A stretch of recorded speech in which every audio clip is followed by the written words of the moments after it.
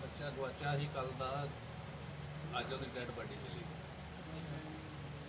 हाँ स्टील करना पीछे कर देना तो स्टील करना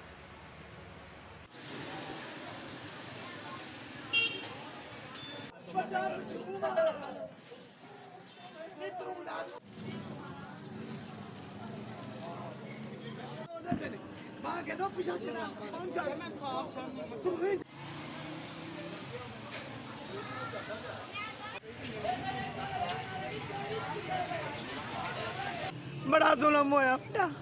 ਇਹਨੂੰ ਫੜਨਾ ਚਾਹੀਦਾ ਫੜ ਕੇ ਛਿੜਕ ਦੇ ਉੱਤੇ ਗੋਲੀ ਮਾਰੋ ਗਰੀਬ ਬੰਦਾ ਸੀ ਮਿਹਨਤ ਮਜ਼ਦੂਰੀ ਕਰਦਾ ਸੀ ਕਿਰਾਏ ਤੋਂ ਹੁੰਦਾ ਸੀ ਲਿਹਾਜ਼ਾ ਸਾਨੂੰ ਵਜ਼ੀਰ ਆਲਾ ਕੋਲ ਅਪੀਲ ਅਸੀਂ ਕਰਨੇ ਕਿ ਸਾਨੂੰ ਇਨਸਾਫ ਚਾਹੀਦਾ ਮੇਰਾ ਪੁੱਤ ਕੇਕ ਰਸ ਲੈਣ ਗਿਆ ਦੁਕਾਨ ਤੋਂ ਉਸ ਤੋਂ ਬਾਅਦ ਕਾਰ ਨਹੀਂ ਆਇਆ ਬੇਗ ਮੇਰੀ ਲੋਕਾਂ ਦੇ ਭਾਂਡੇ ਧੋਂਦੀ ਮੈਂ ਲੋਕਾਂ ਦੇ ਕੰਮ ਕਰਨਾ ਵਾ ਮੈਨੂੰ ਇਨਸਾਫ ਚਾਹੀਦਾ